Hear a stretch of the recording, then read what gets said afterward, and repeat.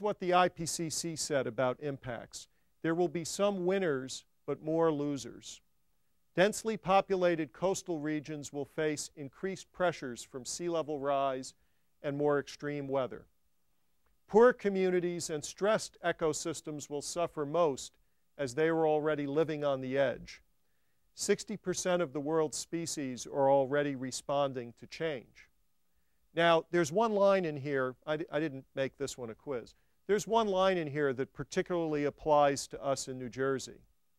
Densely populated coastal regions, yeah, that's New Jersey, will face increased pressures from sea level rise and more extreme weather. So let's talk about that a little bit. This is New Jersey. If you want to see a densely populated coastal area, I can't think of a better illustration of that than this. It's a nice summer weekend. I can tell it's summer because there's a lot of people on the beach. Probably a weekend because to have that many people, a lot of people would have to be at their vacation homes. Most of these homes are probably vacation homes. But as is clear even in this picture, these homes are not very far above sea level. Very, very close to sea level. In fact, this stretch of Route 35 up here past this boat basin in Ocean Beach is well known as a place that gets flooded when there are high storm tides raising the level of Barnegat Bay. So certainly sea level rise is of primary concern in a place like New Jersey. Sea level has been rising in New Jersey. These are the records from Atlantic City. They go back to about 1912. The units on the left there are meters, and 4/10 of a meter, which is about how much the rise has been during that period, is roughly 16 inches, so a little bit more than a foot over that period of time. Now, the sea level rise in New Jersey is occurring for two reasons. It's occurring because globally, sea level has been rising, and that accounts for about half of the rise. Locally, here in New Jersey, the land is sinking, and that occurs for half of the rise. Sea level, of course, is always relative to the land, so if the land is going down, that makes it seem like sea level is going up. So sea level is going up globally, that's real.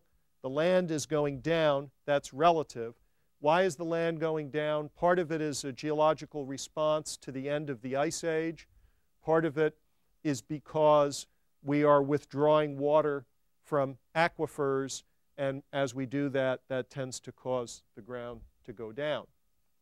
So why is global sea level rising? Thermal expansion.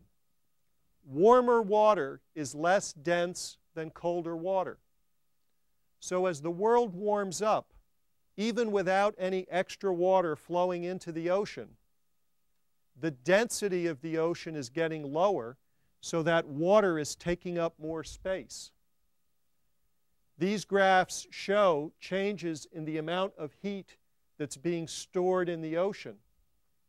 And over the past 50 or 55 years, the amount of heat being stored in the ocean has been going up. And as it does, that makes the ocean take up more space. There is also melting of glaciers and ice caps in the mountains of the world. These graphs all show mountain glaciers from various places: Sweden, Norway, Iceland, the Canadian Rockies, the Alps, even in the tropics. Probably many of you know there are high mountain glaciers even in the tropics. These lines show the length of the glaciers, and with, I think, only one or two exceptions that I can see, these glaciers have all been getting smaller. The lines are going downward. The exceptions are a couple of places in Norway where they have been going downward but tilted up a little bit over the last few decades, and that's because of a particular weather pattern that makes it snow more in those regions. But basically, the big picture is a lot of melting here. And then the one that you all, most of you all, thought was most important and is very important, the melting and calving of the Greenland and Antarctic ice sheets. Calving is when a piece of ice breaks off and goes into the ocean. Of course, once it's there, then it melts. But we call that calving, and you've probably, if you haven't been on one of those Alaska cruises, you've seen pictures of them showing the pieces of ice breaking off. This part is a real wild card because it depends on how the ice flows in these ice sheets, and we really don't understand that very well. Particular cause for concern is illustrated in this picture from Greenland. This is the surface of the Greenland ice sheet. Here's some people standing around. There's this river of melting water flowing along the surface of the ice, and then it suddenly goes down into a deep hole. Yes, you don't want to fall in here, by the way, because that goes right down to the bottom of the ice sheet. And that water can then lubricate the bottom of the ice where the ice rests up against the rocks below it. It can reduce the friction there and make the ice flow more quickly. So there's a lot of concern that things may be happening in Greenland and Antarctica that are accelerating this process of sea level rise. But it's also possible that what we've seen in the last 5-10 years is just a fluctuation, and maybe they'll slow down a little bit, continue to melt, yes, but maybe not as rapidly as they've been melting recently. We really don't know the answer. So when we try to estimate what will happen to New Jersey, one approach to that is to consider two different scenarios.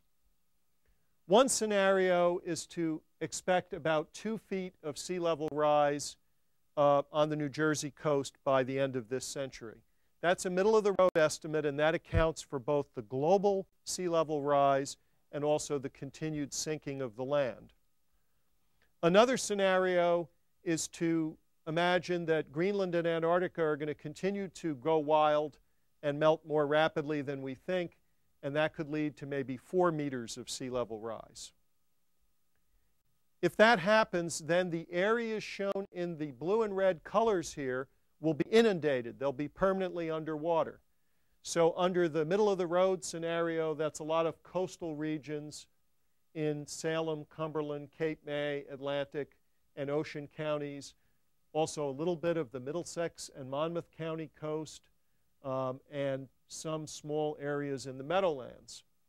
Under the larger scenario, those areas grow, including more of the Meadowlands, inland along the Batstow and Mullica rivers here in Burlington County, and more extensively along the coast. But being permanently underwater isn't the only concern. Another concern is what happens when we get a big nor'easter, a big coastal flooding event. And in that case, you can see very large areas would be affected, even by the middle-of-the-road estimate. I don't know if we're okay here or not. Looks a little dicey. Certainly back in New Brunswick, could be some flooding. We'll show you some pictures of another kind of flooding in New Brunswick in a couple minutes. And under the higher end scenario, even more extensive regions, including, this is pretty much Newark Airport here. So that would have a major impact on our infrastructure. And of course, we have a lot of industrial activity along this area, sometimes called the chemical coastline. So the impacts of this type of sea level rise would be quite significant.